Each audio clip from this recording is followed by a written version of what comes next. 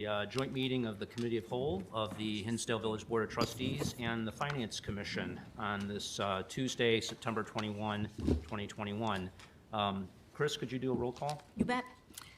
Trustee Harlow? Here. Trustee Stifler? Here. Trustee Fisher? Here. Trustee Burns? Here. Chairman Postuma? Here. Commissioner Boomer? Here. Commissioner Elder? Here. Commissioner Darko? Here. Commissioner Reisinger? Here. And Chairman Waldo. Present by phone. Thank you very much. Great. So as everyone knows, we moved to a calendar fiscal year in the last year. And so this is the time of the year where we're starting to put together the budget for the 2022 fiscal year. And a couple key components of that are the assumptions that we use in coming up with the revenues that we have available for the village budget, as well as the capital improvement plan. So Kathleen is going to say a few words, and then I think turn it over to Andrea. no, Andrea. Andrea. Yes. Yes. So, Behind Kathleen. hello. So we have a new finance director this year for some of you, Andrea Lamberg. She was here to do the mid-year, but this is Andrea. We also have an additional new staff member, Trevor Bosick, and then Allison Broden. So this group put together the capital improvements and the draft revenue assumptions. So I'm going to thank them now so I don't forget later. So I just wanted to introduce Andrea. We have kind of a tight schedule that everyone has acknowledged, but we'll do the draft revenue assumptions first. And as we've done before, feel free to stop Andrea at any point during the presentation, and then we'll go through the CIP. So Andrea, go ahead. Thank you. I also want to echo Kathleen and say thank you to Allison and Trevor, and of course Kathleen, for all the work that went into this, as well as President Colley and Trustee Postuma, because this was all reviewed with them as well. To start out, I just wanted to give an update on the estimated 2021 general fund results. The village began 2021 with a general fund reserve of $5.93 million. The projected general fund reserve at the end of 2021 is $5.89 million. That is a 33% ratio of fund balance to expenditures, which remains well over the village's target of 25%. The total general fund reserve, if you include the CIP reserve, is 41.5% at the end of 2021. So we wanted to give that context because the next slide, or the Schedule 2 that you received, reflects some proposed changes to transfers. And this gives you some context as to the justification for those.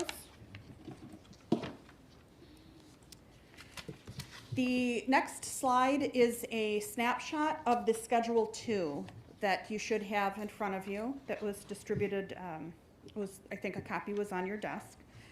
Again, it reflects that there is a 33% expense to fund balance ratio projected for the end of 2021. And that includes a couple of proposed changes. The first is it does include the first tranche of the ARPA funds, the $1.2 million that the village has already received. There are restrictions to how those funds can be used, but the primary focus for what we're looking at is it can be used for revenue replacement, for revenues that were negatively impacted by COVID-19, and for infrastructure projects. And we'll get into that more when we get into the actual 2022 budget. There is a contingency budget of $200,000. That contingency is included in the estimated actuals, just in case something comes up where unexpected through the end of the year. The budgeted capital reserve was $625,000 for 2021.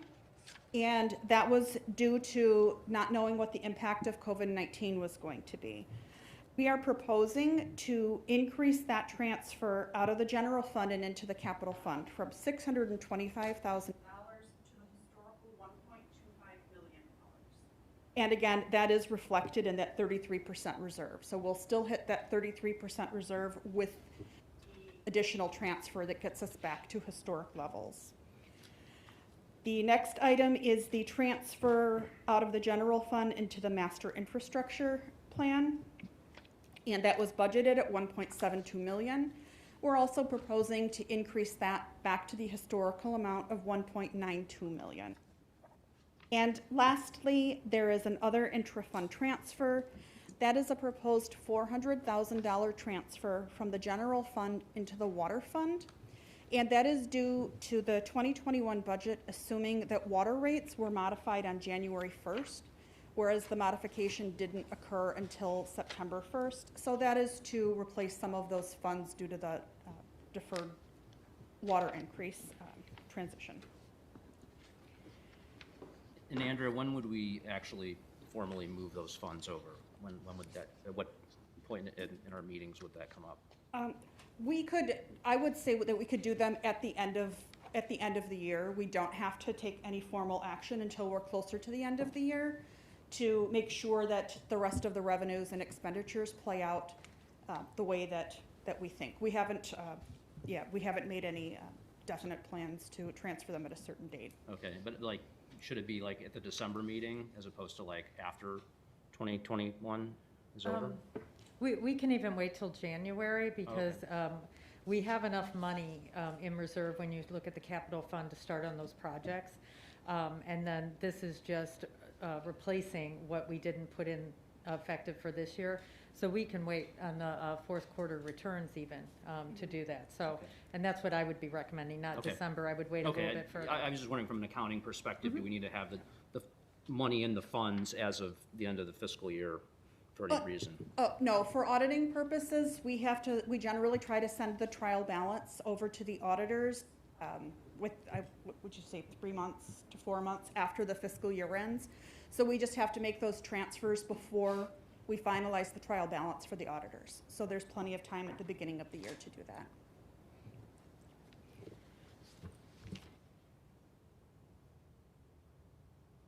The next slide has historical general fund revenue, and again, that is just for context and reference. It's got 2018 through 2020 actuals, 2021 projected numbers, and 2022 proposed numbers. The next item is the revenue decision table, which should have been in your packets, and if you have this in front of you, you may want to keep it out as I go through the next slides to reference. So the first item on the revenue decision table is income tax. The 2022 assumption has a decrease of 13.4% on income tax. The income tax revenue is a per capita based distribution. It's also known as the local government distributive fund because that's the fund that the money comes out of from the state. It's based on income tax collections statewide and distributed based on population. The final income tax numbers from 2020 were remarkable for corporations and for individuals. So the 2020 actual numbers are quite high. To be conservative, the 2021 numbers are higher than the 2022 numbers are higher than pre-pandemic levels, but not as high as the 2021 projections. And this is consistent with what the Illinois Municipal League is recommending and what their economists are recommending. So if there are... Excuse me, could I ask a question? So you're saying the 21 projection is $2,000,001 and we're proposing 1.9 for 2022? Why is that? There were some catch-up payments this year, right? Thank you. The 2020 had, with the pandemic, there was a delayed due date for tax payments. So Okay. there was a timing issue, and some of those receipts then pushed into the state's next fiscal year, because they're on a July 1st to a June 30th fiscal year. And Okay. because of the delay in how those income tax receipts come through, that fed all the way into 2021. Okay. So there are timing issues that pushed 2021 numbers higher than they normally would be. Okay, yeah, I'm just wondering. Does it have anything to do also with the population decrease, net, with people moving out of the state, and so income tax revenue going down because of that? I'm not saying no, I could certainly look into that to see if that was a factor. Yeah, I haven't read anything stating that, but that's a good question. I think you're saying that our number is based off of the $122 estimate per capita, so we're basing our estimate on what the state is sort of saying. Yes, that's the state's estimate for the per capita amount. Have we used that estimate in the past? I don't remember. I think we have, but. Yes, and looking back at some of Daryl's notes, that is something that he has used to project. There have been times when we may, if we feel strongly one way or another about a revenue, that we could veer from that. I've generally found that IML has very good projections. The exception is with COVID. They, along with everyone else, initially grossly overestimated the decrease in revenue, and then they had to come back up. But with that exception, I found IML numbers to be pretty solid. So if there are no objections or additional questions for income tax, we would move forward with that assumption. The next item is on the document, the revenue decision setting table document, is the personal property replacement tax. Again, this is revenue collected by the state and paid to local governments to replace money that was lost by local governments when the state eliminated local government's ability to tax corporations. So this happened in 1979, and the tax has been in place since that time. It is a per capita amount. The 2021 projection is significantly up from 2020. And again, that is a timing issue due to income tax payments. It also there is a closure of some corporate tax loopholes that they believe may impact future revenues.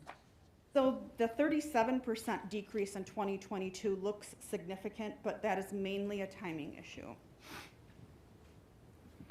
And again, the numbers are still above pre-pandemic numbers. They're just below the 2021 numbers.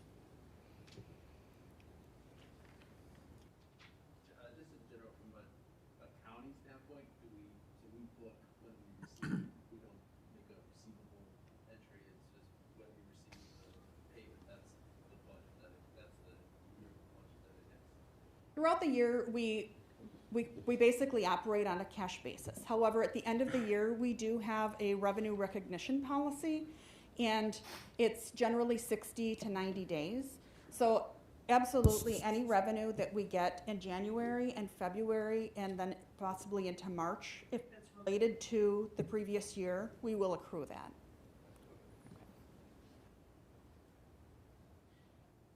The next items are the sales and use tax.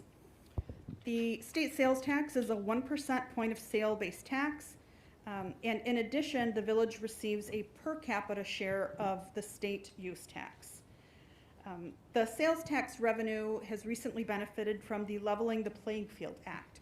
And that was where they began taxing online purchases. The first phase of the online purchase tax was considered a use tax. So the state collected all of the revenue and distributed it on a per capita basis. So if you look at the 2021 use tax receipts, you'll see that was very high, 2020 into 2021, and that was mainly attributed to those online sales. The last phase shifted that online tax as a sales tax based on the point of origin.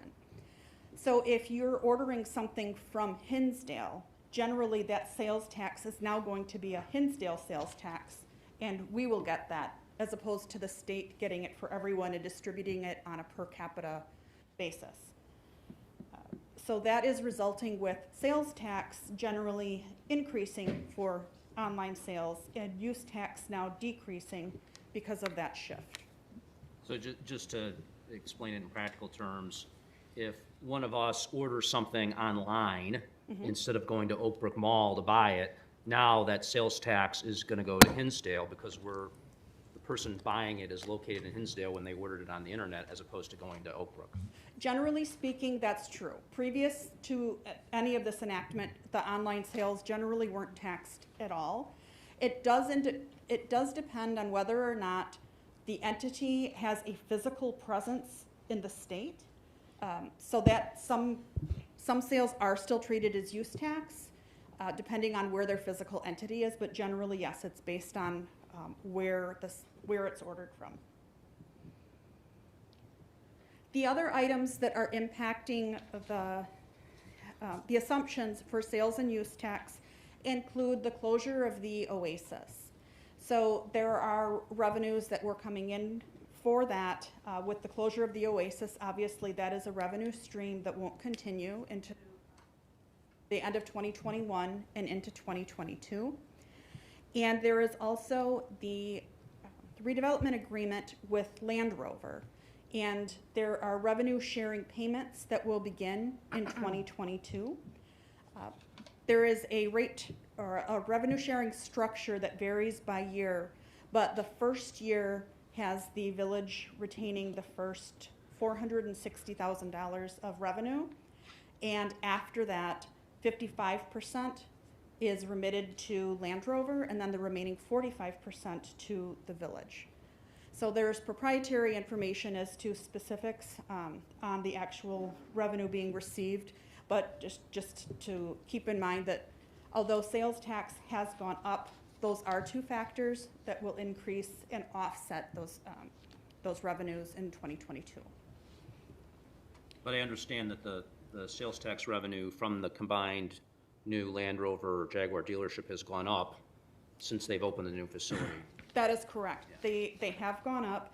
In addition, there has been a change to the way trade-ins are taxed. So previously, if you traded in a vehicle, it reduced the purchase price of the vehicle, so you only paid tax on the net.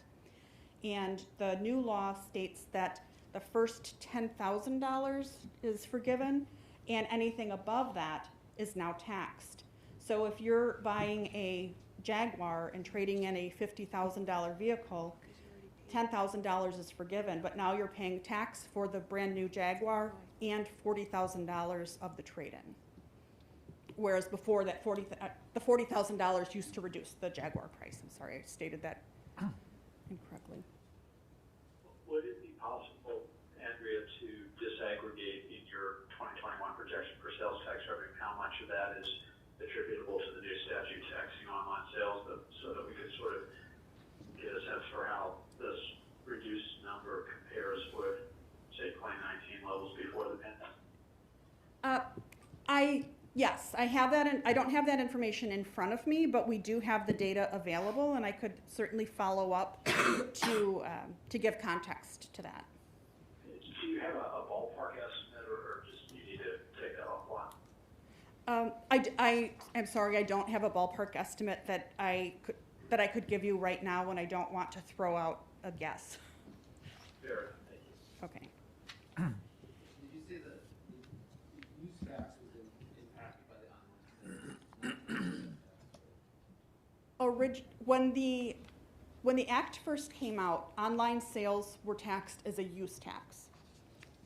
So the use tax went up. It initially didn't impact the sales tax revenue at all.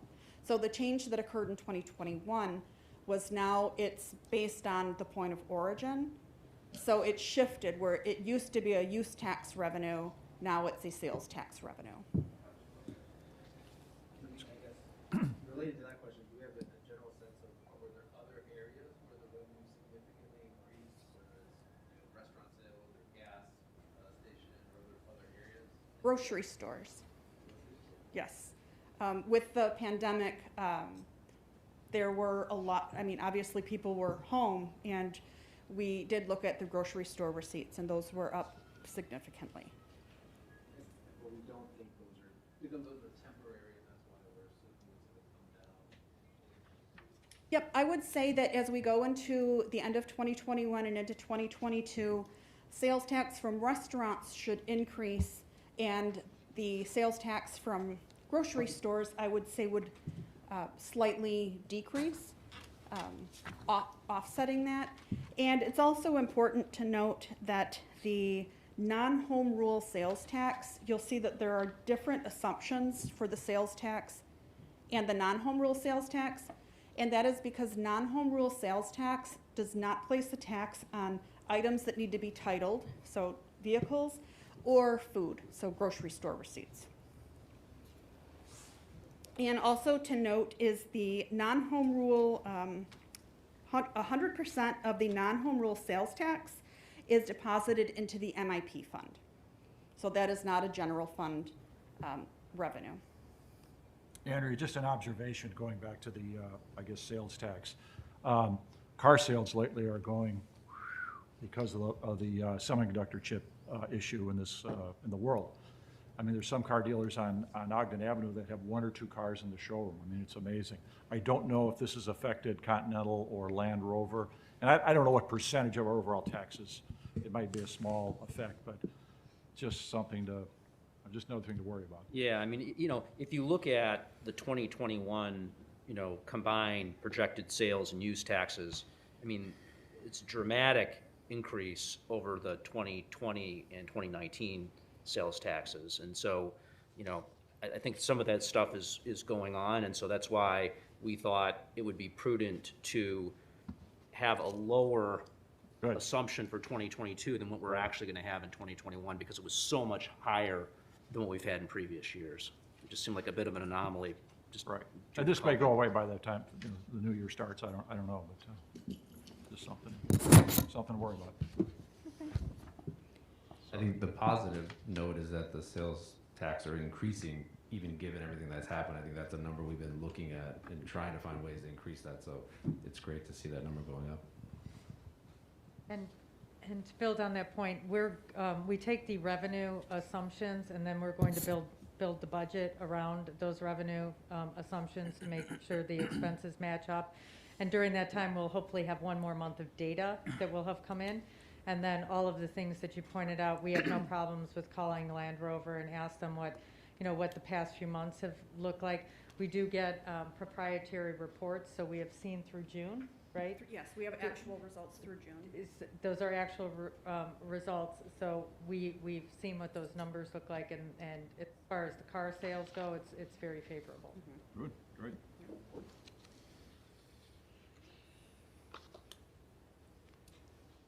There are some additional sales and use tax history slides.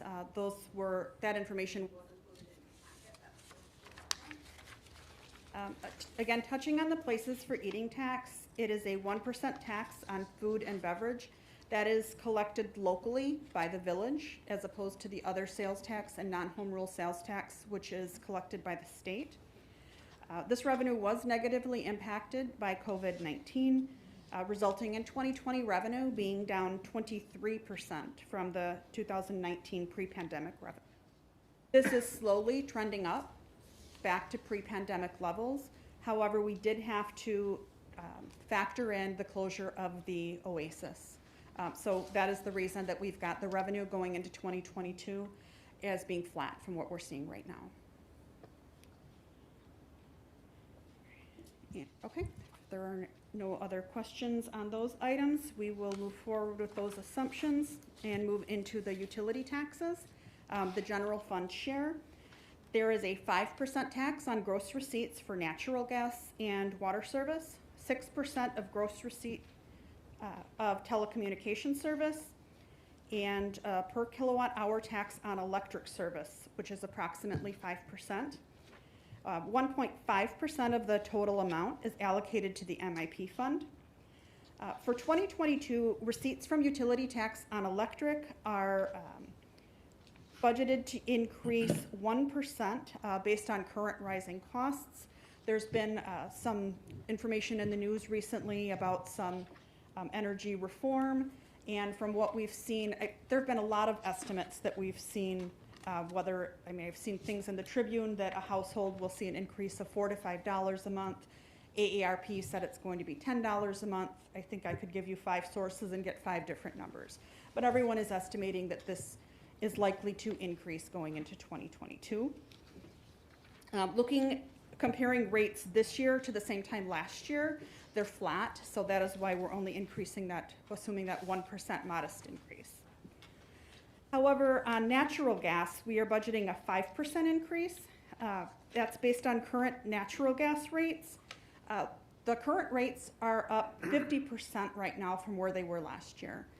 In June, they were up 44% from what they were the previous June. And everything that I've seen indicates that those rates are going to hold steady moving into 2022. So again, 5% is a modest increase.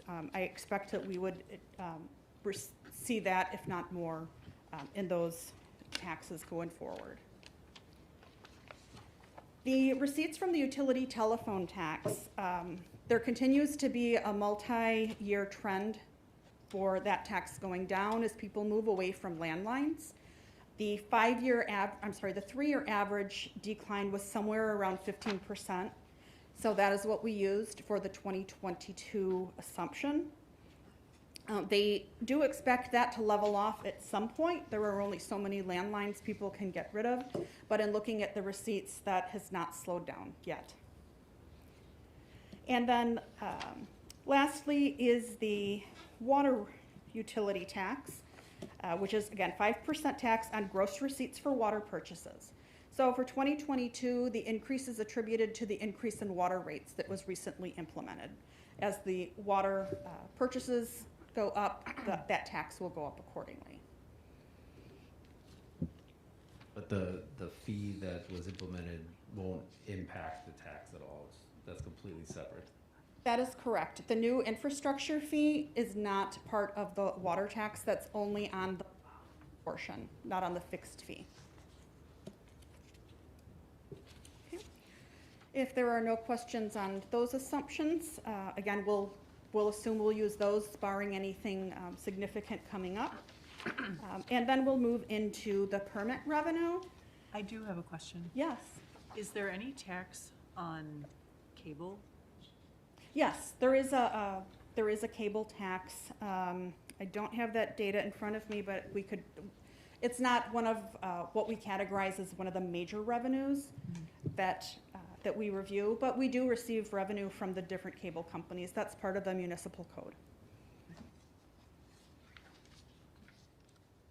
I think it's probably a minor number, but I think the risk with the water utility tax is that we don't know what the impact of the fee is going to be. So the usage may decline. We may see a drop in usage because people are paying more overall, depending on I guess where you fall in the scale. But that would be the only, I think, variable is we don't really know what that demand's going to look like because we've made a change to the structure. But I don't think it'll have a significant impact overall on the budget. So I think the assumption's okay.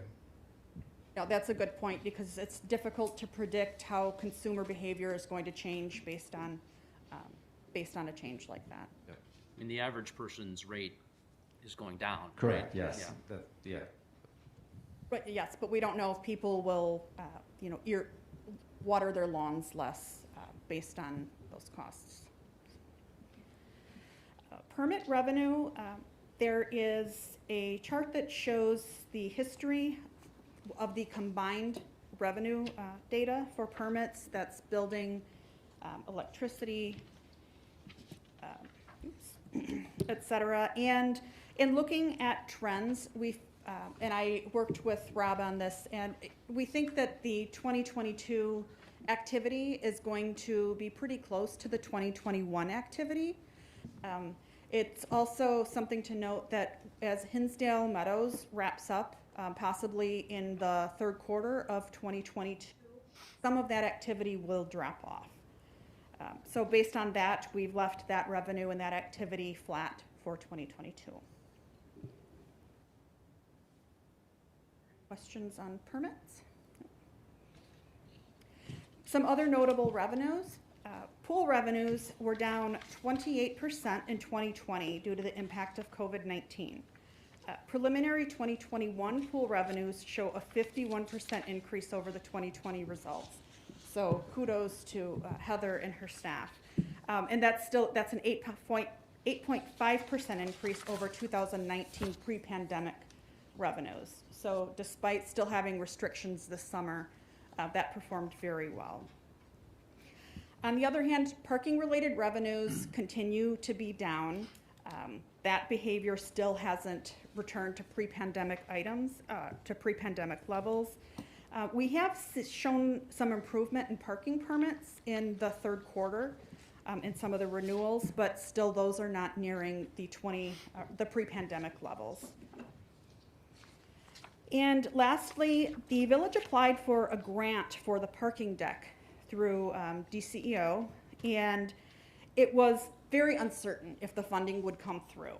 So it wasn't included as part of the budget. But we did find out in the early part of the year that the funding was approved and the village did receive a $400,000 grant to offset those costs. So that is above and beyond revenue that was included in the 2021 budget. So with that, again, we've got limited time. I hope I didn't go too far into the CIP time. We were just looking for direction to move forward with these assumptions. If there are any follow-up questions or concerns, feel free to reach out to me, and I think we've got a couple follow-ups that we'll get back to you on. And if anyone has, while we're all together, any questions, now would be a great time to ask them in terms of the revenue projections. The CIP is, if you've read it, it's kind of the same thing year after year, and we'll just highlight some of the changes. So this is an important component of the overall budget process, so I don't want to limit the conversation. I have a question about we always talk about the fund balance and, what percentage should it be? And it's, the reason it's there is to protect us in the case of adverse scenarios, which happened in 2020. So I think it's a good sort of use case to look back and see how did we perform. And I think one of the factors that you can never estimate is what's the government intervention going to be. And in this case, the CARES Act, I think obviously helped supplement and support our budget. But do you guys have any sense of where we would have been or how financially we would have handled the situation if we didn't get any funding from the government? I would say because the village reacted so quickly to the pandemic, made some very hard decisions with the help of the board on deferred spending, deferring some hiring. While that certainly helps the bottom line, the village would have still met its fund balance reserve without those items. It may have down the road slightly slowed capital projects, but even given the delay in capital projects, I think, George, you can correct me if I'm wrong, but it didn't hold up any of our capital projects as planned. I believe that there were a lot of, through the advanced MIP, a lot of that work had been done, so we're still on track with all of our capital projects and with the MIP. So that was definitely based on the quick reaction and the decision making done by village staff and the board. Is it fair to say that our assumption of trying to keep the 25% ratio is a good one, and that that would have held well in this scenario, or are we maybe being too conservative and we really wouldn't have needed to have that much in reserves? Well, I think for a residential community, 25% is probably right. We don't have that great of fluctuation in our tax revenue, albeit we just spent a good deal of time talking about certain things that'll fluctuate. But as a general rule, it should be pretty stable. And we also have a tremendous amount of flexibility because the transfers into both the MIP, while it's non-home real sales tax, and we've specified a purpose. If there was some kind of catastrophic event, I think we could have a public dialogue about that. And similarly, with the capital reserve, that's a discretionary transfer. So while we had $880,000 from the CARES grant, if we did no capital projects, we just wouldn't have transferred it 625. So we would have been short about 200,000. I don't know what it is on a percentage basis, but I think the thought process many years ago about setting up the capital reserve as it was and planning for that, that really has assisted us in these downturns and unexpected ones, I should say. And we have a lot of flexibility that other communities didn't have to. So the fact that we're getting the ARPA funds is a blessing, because if you remove that out, we still would have ended the year in a positive financial position. Makes sense, thanks. No, I was just gonna, I agree with Kathleen on the 25%. There's a trend for some communities to go up to even as much as 50%, but you have to look at the makeup of each community. So if somebody relies heavily on tourism or sales tax, their revenues were impacted far differently and far more negatively than Hinsdale's were. Is that something that the rating agencies look for? Yes. The 25%? Yes. They do look at least 25%. And again, they look at just like communities should, they look at what the makeup of the community is and what their risk is. And we do receive positive feedback on the capital reserve balance and the flexibility, and in fact, the decision-making that was done, and that was reflected in our bond rating. And you also, we had a conversation with President Colley just about the fluctuation in the reserve balance. Do you want to talk about how they look at it? You know, at 33%, it was at like 34, 33% last year. We might bring it back down to 25%. Will that adversely impact us? No, it would only adversely impact us if it was under 25% and fluctuated that way, or if it was well over 50% and stayed at that level. But that is why there is a fund balance policy to have discretionary transfers into the capital reserve. So may I ask, Kathleen, you mentioned potentially taking it down to 25%, or Andrea, you did. Why would we do that if going below 25% would create risk? Why would we go down to that 25% level if below it creates risk? We wouldn't go below 25%. We would typically, when we end up with a greater than 25% amount, we do make discretionary transfers. So we would increase it to go to the capital reserve or to the MIP and handle it that way. Okay, thank you. With that, I will pass it on to Kathleen for the capital. Oh, Adam. Yes, Adam? sorry. I just want to say overall, I think the revenue assumptions are very thoughtful and conservative for 2022. I'd like to advise that it would be useful to get more data on the underlying composition of the sales tax revenue for 2021 actuals and the implied assumption for 2022 in terms of how the new taxation of online purchases has affected us before locking in on assumption. I know that Andrea said that she'd get back to us offline on that, and I just wonder whether Chairman Poshman thinks we might defer that for maybe a few weeks until we can examine that more closely. Yeah, Adam, I'm happy to talk about it offline with you as well. Okay, thank you. Okay. And just to restate, we are sensitive to that number, and I regularly, it comes at a certain time of the month, and there's an email that goes out to Andrea asking. So we are tracking that because that's the one we're so sensitive about. So having completed that, and I also wanted to thank the department heads, because as we move into the capital improvement plan, this is a group effort, and then behind all the department heads who are here, there are staff members that worked to get the product that you see before you. So thank you to all of them. And the presentation is no different than it was in the previous year, except the items have changed. So we have a capital plan, and it's for those items that are over $10,000, and the accounting is separated between the corporate/general fund and the water sewer operations. On this slide, we were just talking about the change that typically we would fund 1.2. You should have the PowerPoint. Does everyone have one? Okay. Prior to the pandemic, we budgeted $1.25 million. Reduce that money in the general fund to ride out any further downturns in our revenue projections. And because of the favorable results that we've experienced, we are recommending that, and the 2022 CIP assumes that transfer back to the 2021 and 2022 CIP assumes the transfer of $1.25 million. And we did add in the presentation that we're going to be looking at all of this in the fourth quarter of 2021 to make sure that, because we don't know what's going to happen, right? A month ago, we weren't wearing masks in a meeting, and we don't know what's going to happen. So we want to make sure that we're as conservative as possible. We will continue to monitor the impact of the pandemic.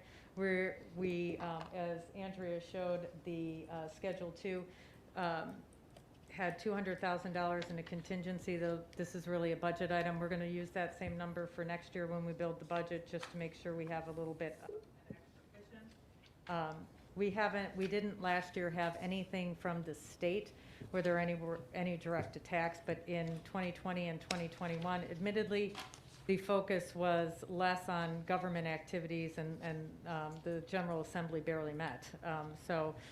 They're going into veto session. Today I had a meeting with Senator Glowiak. She really didn't have anything to add about what we might expect.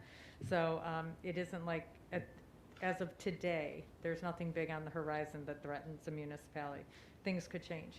The 5-year general fund CIP contemplates $9.4 million of improvements, and you can see where the monies are going. It's public services, parks and rec, fire, police, economic development, and then administrative services. The next slide is a spreadsheet, and we changed it a little bit from the version that you've seen before. We started with the beginning reserve. We're showing the inputs, and then showing the outputs, and then showing what the ending reserve is. We've also noted the grants. As Andrea had mentioned, we have been fortunate that our state legislators have provided for certain grants through the Build Illinois bond monies. The release dates of those bond monies varies. So we received the $400,000 that we had scheduled to be posted against the cost of the parking deck. And we have other monies out there. You see under the Build Illinois, we have $200,000, and then there's Metro monies as well. And we just think it's important to be mindful of the grants that are out there. The vehicle replacement policy, we're summarizing that we're replacing 8 of our overall 72 vehicles. They're in police and public services generally. Yes? Sorry. For purposes of this, bigger schedule, so we have some 2021 items that we haven't done yet. We kind of deferred that whole capital spending process for a while. We're trying to catch up again, but it's possible that we might not get that all the 2020 items actually done by 2021. For purposes of this, we're assuming that the 2021 fund was drawn down by everything that we have scheduled. Am I getting that right? It does assume that either it's drawn down by the full amount, or if we were certain that it wasn't going to be completed in 2021, then it was just moved forward to 2022. So the end of the 2022 projection incorporates all of the projects being completed. Okay. 'Cause I guess it'd be interesting to know, like, how many of the 2022 things are things that we originally had in 2021? We can spread that out. It's noted in the base of the presentation which items were deferred, but we can grab that. Okay. So the vehicles, we have a vehicle replacement policy. We're continuing to follow that. A couple of years ago, we introduced this CIP priority listing. It was helpful when we had to decide what we were going to fund with the 625, and staff continues to do that. The red items are listed as critical, which are, if we only had X amount of dollars, that these are the ones that we would be spending money on first. Yellow are recommended, and the green ones are contingent. And while they appear to be in a rank order, it's any one of them in that group as it may appear. And we do that exercise for 2022 and 2023. And that is, just for background, we gather the department heads and they review them all and they come up with a priority listing. So they're balancing each of their projects against one another. So it's a group effort. In terms of next year, for calendar year 2022, we're continuing our ERP implementation, and it includes both the software and the implementation services. Throughout this year, we updated the water billing, and the bills went out in July? Was it the first bills? First bills went out in July? Payroll is live, and the general ledger is live. The next steps that we're moving towards would be permits, then the online services, and I forgot cashiering and billing just recently went live. So we're moving along with that project. A new item that you see is an office space needs analysis for the HCS space. As I think you're all aware, there's a food pantry here, and they take up the basement, they take up the hallway, and they take up the upstairs. And so in the event that we are successful in relocating them, and we've been making great strides in doing that, we would like to have someone come in and look at the collective office space with downstairs, this floor, and see how we would realign where offices are with the goal of providing the best service to the residents. For instance, Rob's department is downstairs. Well, foot traffic is Rob's department. It seems that we should make it a little bit more convenient for people, but there's no place to go at that little desk in the front. So, Kathleen, a quick question back on the ERP. Yeah. In general, that's such a big project and it spans over multiple years. In general, is it on budget from the original estimate, do we know? yes, Andrea and I had a lengthy conversation about this the other day. Go ahead. Yeah, the short answer is yes. Yeah. Okay, and as you can see the color coding, so this is listed as red. Obviously, we would continue to move forward on it. And this slide and the next one, you added together, so overall, it's about an $800,000 project. Personal computer replacement program, we implemented that, I believe, in 2020, and it's just changing out the old computers and bringing in the new. And the economic development, you see the pedestrian parking deck enhancements, that is grant funded as of right now. We need to have those funds released before we would move forward. We have a general rendering.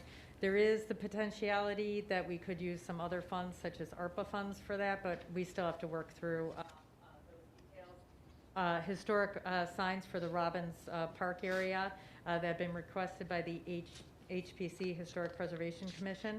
And then we have put in the budget $150,000 for streetscape and outdoor dining.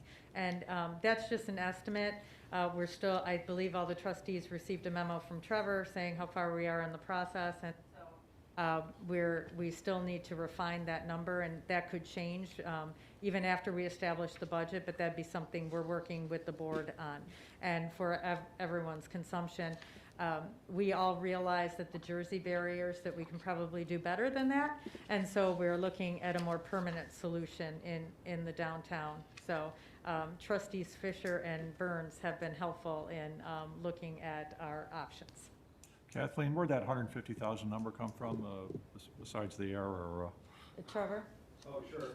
So we did, we started looking at a permanent solution and had somebody do a review as to what it would cost for the engineering and actual installation of concrete, and that came up $137,000.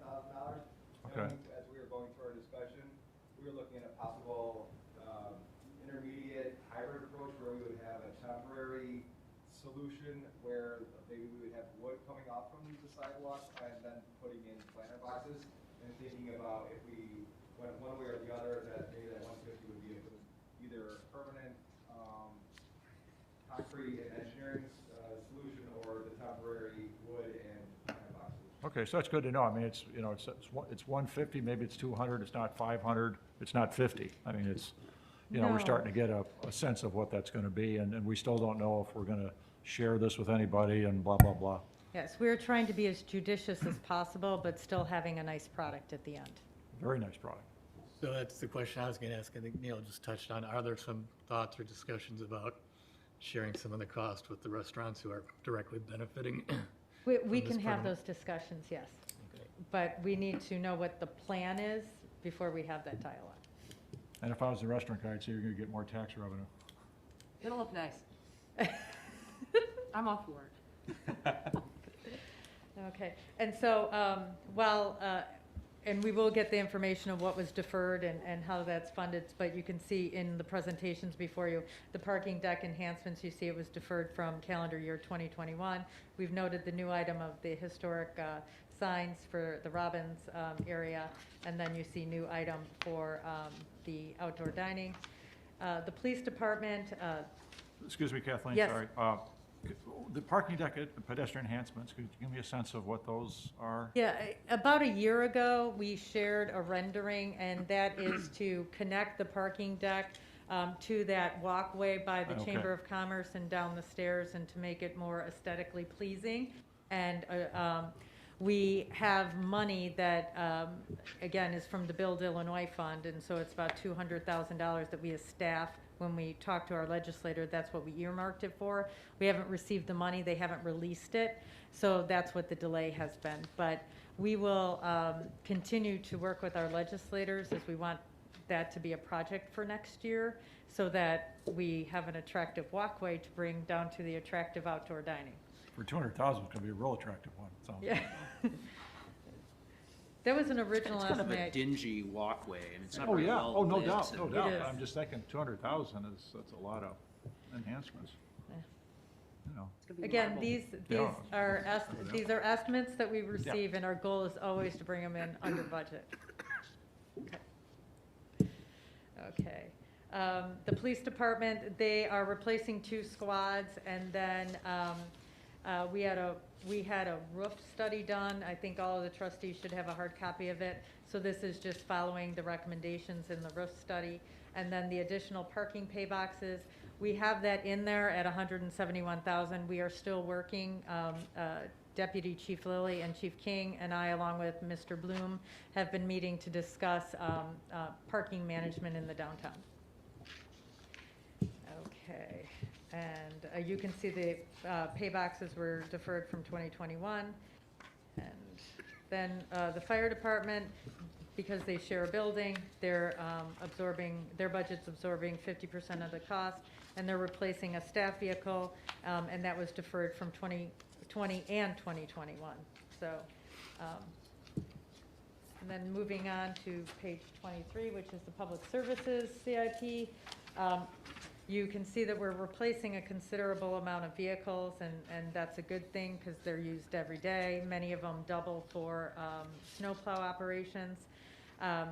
The first item there is listed is public services. It's the office furniture. If you've had a tour or ever seen the small office, you have people smashed in there, and they're using, I don't even want to say it's second-hand furniture. It's probably about third or fourth-hand furniture. So we think we can do a little bit better than that, and we're budgeting for that. Then you see replacing the roadway truck. The street light poles and lamps, that is a program that we've had, and it's an annual program to paint the street poles. A skid steer is being recommended for replacement. The paving of the south parking lot, which is right over there. Lincoln Street is scheduled for resurfacing, replacing a stump grinder, and then the Highland train station improvements. That is one that we have deferred from 2020. And that again is a Metro grant. So as soon as we receive and work with Metro, then we will move forward with that project. And then the other item on here is the repairs to the memorial building columns. I think we've advanced that one. We don't have it noted on here, but if you go out the door and look at those columns, they are in pretty bad condition. So we want to improve those next year. Parks and Rec, again, it's more of the same. We're replacing a vehicle. We're doing tuck pointing at the Montessori school. Some of you may recall we have a lease agreement at the Montessori school, and this was part of the lease agreement. It'll be done sometime in the summer when the kids are out. We have $60,000 for ductwork replacement at KLM. That is a new item, and the reasons are explained both in the write-up and in the presentation, and that the leaks are becoming more frequent and impactful, and you heard that Heather and her staff are doing a great job leasing things to generate revenue. It's kind of not a nice feature if the roof is leaking in the middle of your event. And then we have some regular maintenance. A few years ago as well, we implemented the pump, motor, and filter media replacement schedule, and so $17,000 is being allocated to do that. To replace there's monies to replace a pool canopy in the wading pool, and then there's a pool climbing wall, and that is being done in conjunction with the OSLOD grant that we received to do the pool improvements. It's a feature that is part of the application. And then hoping phases 1 and 2 go well this fall, and that we're only going to be funding and working on phase 3 next year for $121,000. With that, the improvements of the pool should be completed if all goes well. Right, Heather and George? Right? I think there were a few outstanding things for phase 4, but the majority of it, yes, just Yeah. minor things. Yes. Is that a net number, the 121, that's after the $400,000 grant? I'm sorry, what was the question? The 121 number, that's after the grant? Or is that the total cost? So the $400,000 was applied in 2021. And so Okay. that will be a cost. That's an out-of-pocket cost, and that was applied towards the $1 million. Okay, it was spent this year? Yes. Okay. The 121 is the actual cost Correct. of the whole, of what we're doing in 2022. Okay. Correct.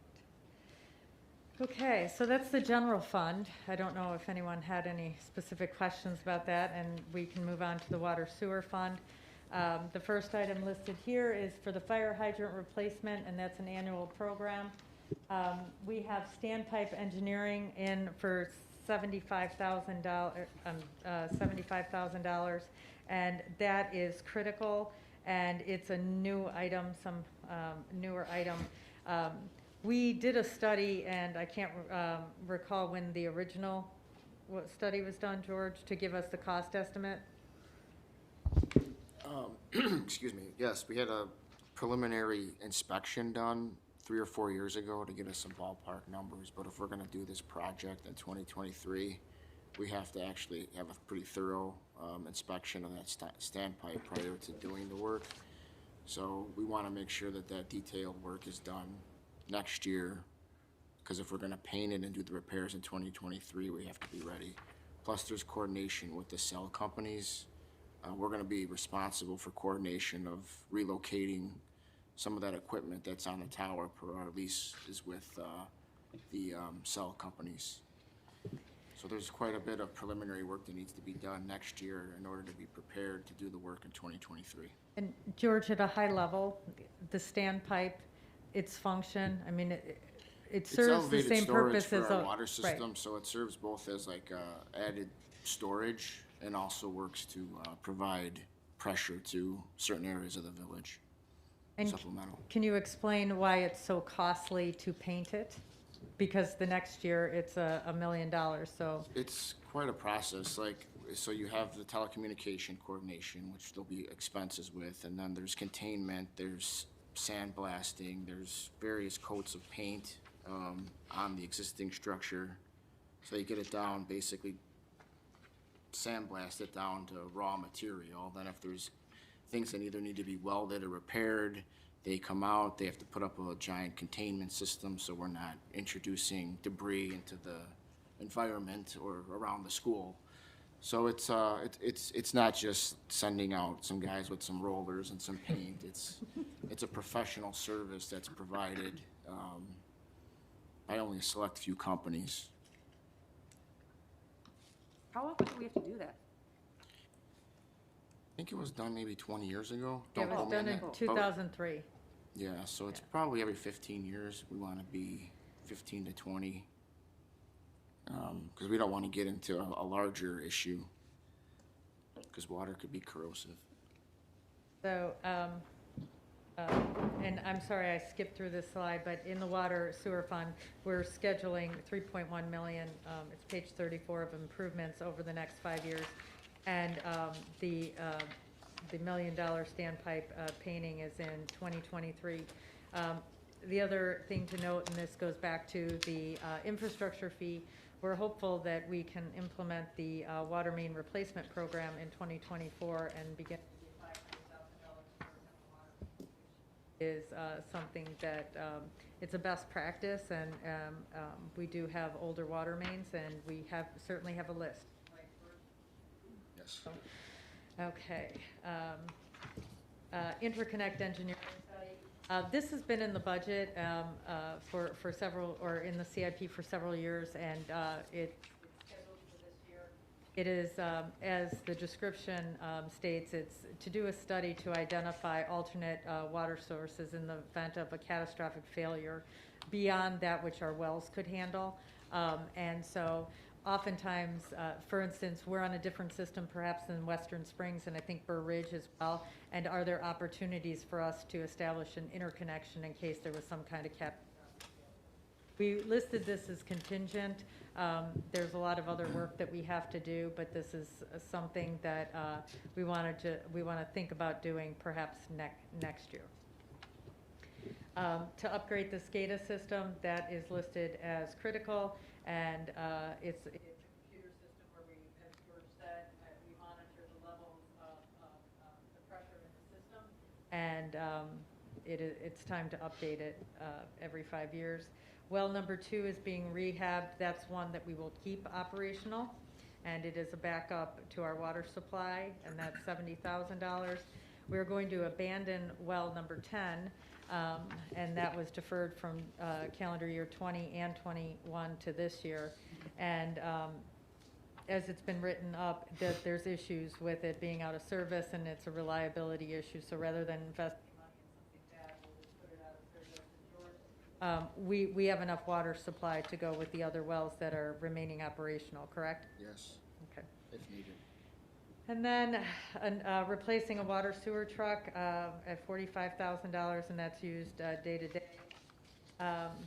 Then the last few pages and the presentation is we just talk about the changes. Every year we have a document that we start from the previous years, and things get shifted based on priorities, whether the condition of a vehicle has changed or whether or not maybe Public Works can wait another year on their equipment. And so you can see in 2023, we added funds that as a result of this space needs analysis, we put in $50,000 to see what we might be doing if we're changing offices. Brad came up with that number, right, Brad? Yeah, it's based on making certain improvements and the addition of furniture and phone lines and data lines and moving computers. And we have another new item for 2023, which is the boardroom technology. Currently, right now, we're halfway between analog system and a digital system. I don't know if you've watched Channel 6 lately, but our analog video quality is not very high resolution. And when we show PowerPoints with numbers on them, it's sometimes difficult to see on Channel 6. Improving it to digital would give us much higher resolution and people will be able to see it at home, especially when we're showing PowerPoints with numbers. Deferred from 2022 is police shooting range improvements in the amount of $100,000. That was moving it back a year. And then moving tractor back, it was deferred from 2020 into 2023, and this would be at the recommendation of the Public Services Department. 2024, we have a new item, which is the Parks Master Plan. This was previously done, and we followed the plan, and now we've completed all of the recommendations, so it's time to set a new plan. For how many years looking forward, Heather? Usually you do about 10 to 15 years. And then new items in 2025 was adding tasers. They have about a 5-year life cycle, and we added them at that time. And then a police vehicle would be scheduled at that time. And then we do a summary of all the new items. 2026 is the new year, and that's 5 years from now. So lots of things can change, but it's the continuation of the computers. We have police equipment in there, AEDs. We have monies for body cameras in the event that the technology changes between now and 5 years from now. Replacing AEDs, we have an engine to refurbish, and when we refurbish an engine, that's merely doing some upgrades to it to add life to the engine and stretching it a bit. We have some vehicle replacement, an inspector's vehicle, replacing the street lights, underground wiring on Lincoln Street. We have some vehicles in public services, and we have $30,000 to renovate the scout room and the food pantry area downstairs, and then boilers and a cooling system for the Memorial Hall. That's $1.2 million. That's something that we will certainly, between now and then, looking for grants, because I'm pretty sure it's an inefficient system, and there's efficiency grants that are available. $70,000 to repair and paint the Memorial Clock Tower. Monies for other vehicles. You will see throughout the CIP that there's an investment in the various parks, and then the Dietz Playground equipment is 2026. Our walking path in Beck Park, it's been in there for a lot of years, and we're just keeping it in the outer year. The tollway won't be done with use of Beck Park by that time probably anyway, so it's a good time to have that discussion. We have the pump motor and filter media again, the fire hydrant replacement. You see we added another $500,000 for water main replacement and sewer lining, and then $70,000 to replace the pressure adjusting station flow valves. So that's the CIP. Kathleen? Yes. So I'm looking at the top of page 39 of the PowerPoint. It says basically $3 million of improvements, but then if you look at the page 6 where it has the sort of summary, it's got total expenses of $2.4 million. Am I reading? It looks like a $600,000 difference. The 3.02 is both the general corporate fund and the water sewer fund, sum together. Okay. So there's $600,000 of water. Yes, that's correct. Okay. The $500,000 for the water Okay. replacement, and then the $70,000 to replace pressure adjusting, and the $25,000. The last three items on page 4. Okay. It'd be great to get like a chart like this for the water fund too. Okay. And in the memo behind the front tab, the fourth page back, we do have the table showing what is going to the general fund versus the water fund with the total. But we're happy to put that together. Okay. Any questions? All right. Well, we did it. We're getting more efficient every year. Hopefully. Well, thank you, and thank you for all your time in reviewing these materials. It was a lot. And then if anyone has any questions, comments, or things that you think about later and you want Andrea and I to look into, we'd be more than happy to. Thanks. Any further questions or comments from the board or the Finance Commission? Adam, anything? That's not mine on this topic, thank you. Okay, great. Then can we have a motion to adjourn? Move to adjourn. Second. We do a voice vote. Voice vote. All in favor, say aye. Aye. Aye. We're adjourned. Thank you.